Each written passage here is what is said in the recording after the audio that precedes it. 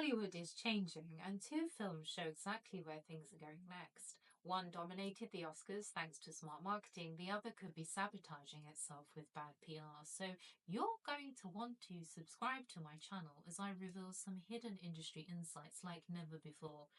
Today, we're breaking down what Anora's success and Snow White's backlash tell us about the future of filmmaking.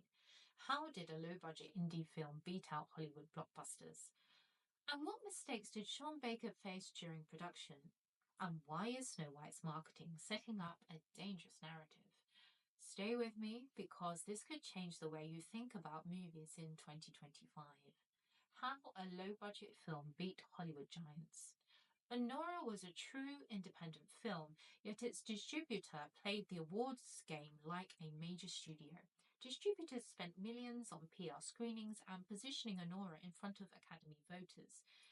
The reality of awards campaigning, the old versus the new model. Historically, the Oscars weren't just about qualifying, they were about strategy, marketing, and industry politics. Major studios always had the upper hand because they could afford to run months long campaigns with high profile screenings, advertising, and press tours. Indie films rarely stood a chance unless they had a strong distributor backing them. The new pivot for indie films will marketing over traditional power. The industry is different now. The traditional power players aren't invincible. The post Me Too era and the downfall of major figures in Hollywood mean the old ways of influence and networking have shifted. With social media, crowdfunding, and digital distribution, independent filmmakers now have direct access to audiences and Academy voters in ways that weren't possible before. Instead of relying on Hollywood's whisper networks, indie films need a combination of PR, audience engagement, and industry credibility. This proves indie filmmakers need to think beyond making a great film. If you don't market it right, it won't get seen. The system is changing, and independent filmmakers need to learn how to leverage that change.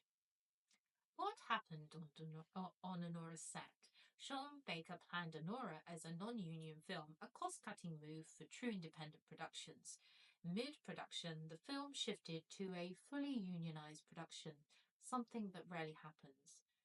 This required contract renegotiations, higher wages, and compliance with union regulations. The pros and cons of unionization in indie film. Well, the reasoning is pros will protect actors and crew, ensuring fair wages and working conditions, and it helps indie films attract top tier talent who won't work non union.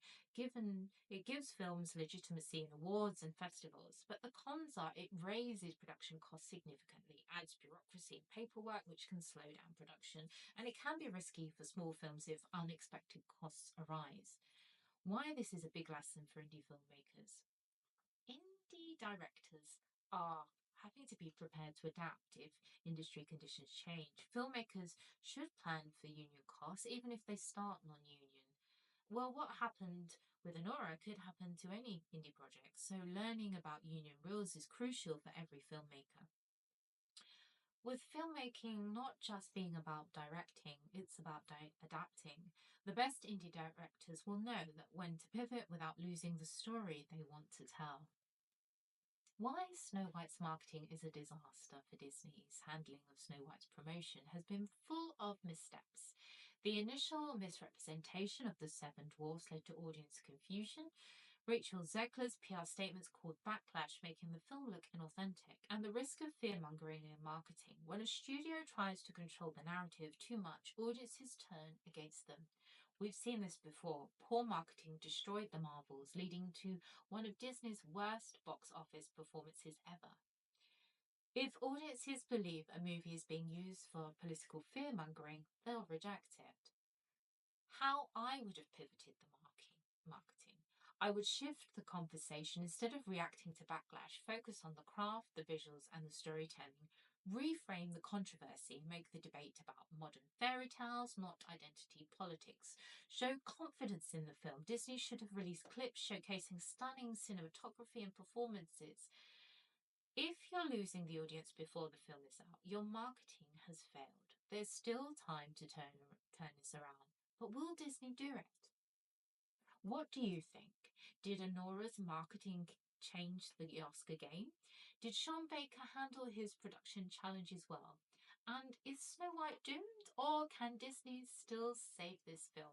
Let's talk in the comments, and please check out my website www.evelynbonella.com for more about my personal acting career. See you next week.